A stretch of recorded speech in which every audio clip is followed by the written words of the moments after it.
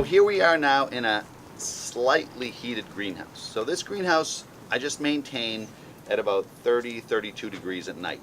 When we first seed the greenhouse, I'll let the temperature go down as low as 26 because nothing has emerged from the soil yet.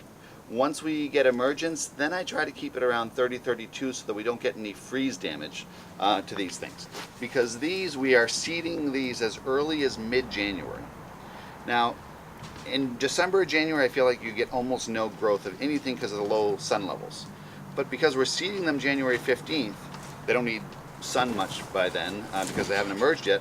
By the time that they've emerged around the 1st of February, we're starting to get some sun to create growth. So now here we are, and it's the 3rd week of February. These were seeded about almost a month ago on January 29th. This is tatsoi, also known as Chinese spinach. And so you can see how it looks after 1 month of growth using almost no heat to grow these.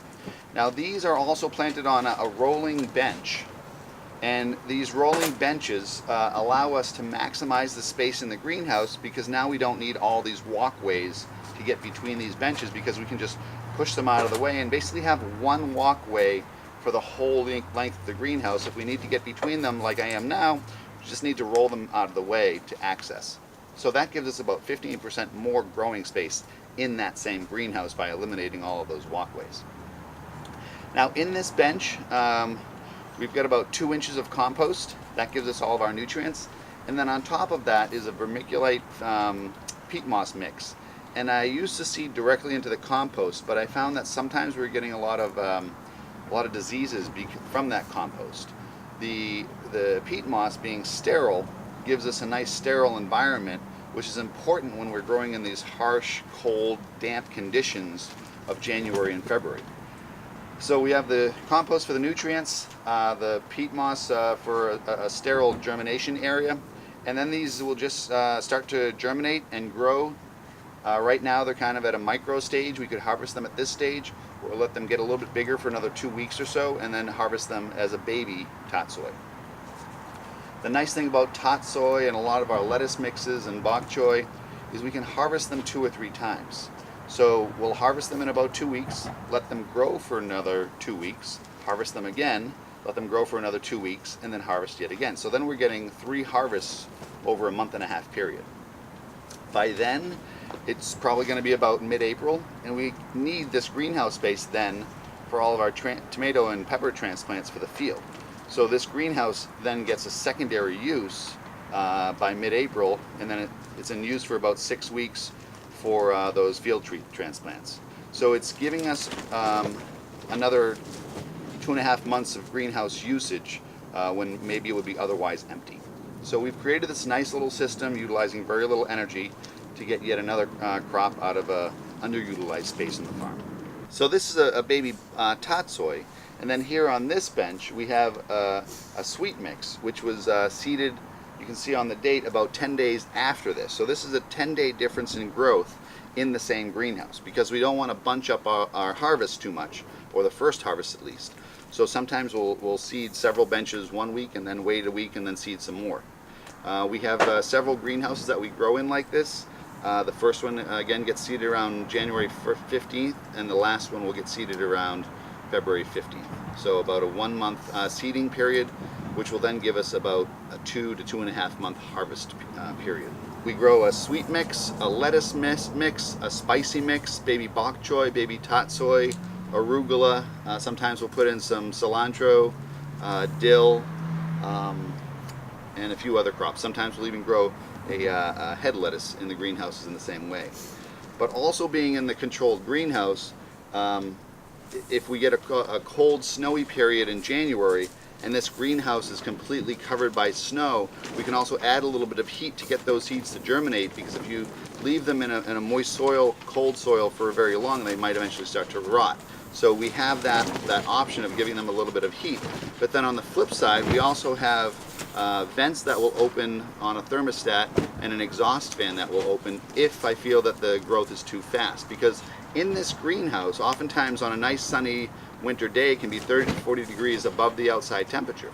So if we get a 60-degree day or even a 50-degree day, then you're talking about a 90-degree temperature inside, which what will happen if you get very low night temperatures, because we're not really trying to put much heat in here, and a very high daytime temperature, you'll get a very stretched, elongated green. And we don't want that. So oftentimes I'll have the vents open around 60 degrees and then an exhaust fan turn on at 70, so it never gets above 70. Also, I can regulate the growth. If I find that they're growing too fast, I can turn down that daytime temperature a little bit by having that vent open as low as 45 degrees and the exhaust fan start at 50 degrees, just to slow down that growth. So we can speed up and slow down our production depending on the environment outside or on our needs for the CSA. So this is the first greenhouse that we start up in the winter, usually mid-January, sometimes maybe even a week earlier if we have to. And the reason I like to use this greenhouse first is because we have these two black water tanks in this greenhouse set on the south side without any shade obstructions outside the greenhouse. So as you can imagine, you get a sunny day in January and February, and that sun's coming through the greenhouse walls, hitting this black plastic. It's going to warm up that plastic, and then inside that plastic tank is about 1,000 gallons of water times 2 tanks. So basically what we can do here is we can take that heat of the sun, capture it into these tanks in a reservoir of water, and then that massive heat, which can sometimes get up to 50 to 60 degrees inside the tanks, at night that heat's going to slowly radiate back into the greenhouse environment. So then if we have say a 15-degree night outside and I've got the thermostat set at 25, this is going to be helping to reduce our fuel usage, our energy usage, by simply radiating that heat that was gained during the day. So it's basically a heat sink or a heat bank to hold that heat of the sun. If we wanted, we could add some piping to try to capture more of that heat, to circulate some water through some black pipes, almost like some solar radiant collectors, and then pump the water back.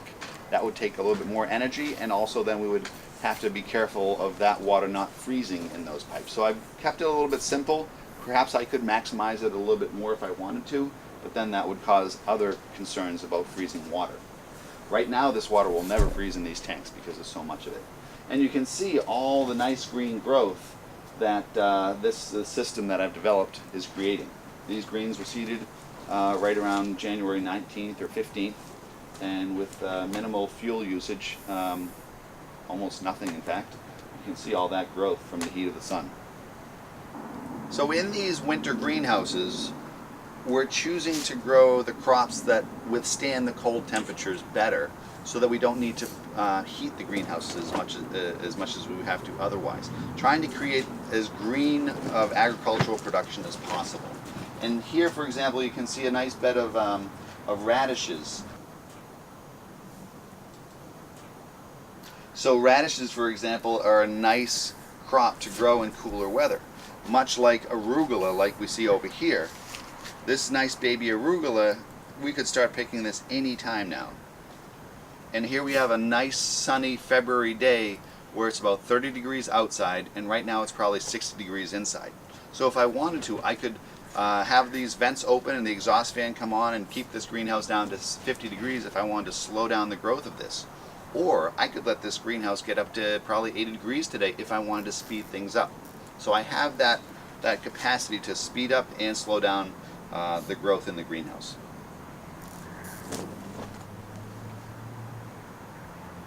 So in this greenhouse, we just seeded about 2 days ago. And you can see the benches are nice and level. Nothing's germinated yet, but they're nice and moist. Now here we are, we have a nice sunny winter day. And with that sun, I'll allow this greenhouse to get up to 80 or 90 degrees today during the day, because I want the soil and these benches to absorb all that heat. So then at night, when this greenhouse might go down to 25 degrees because it's a cold winter night, around those seeds will hopefully still be 50, 60, maybe even as high as 70 degrees, encouraging those seeds to germinate and germinate quickly. Because the longer that they're sitting in a cold soil, not germinated, increases the possibility that they might just rot and die. So I'm accessing, utilizing that heat of the sun. And the other thing we'll do is I'll watch the weather before we seed. And if I see a forecast of several days of cloudy, snowy weather, I'll delay seeding until we're going to have several days of nice, sunny, warm weather to help to warm the soil around those seeds without using any heat.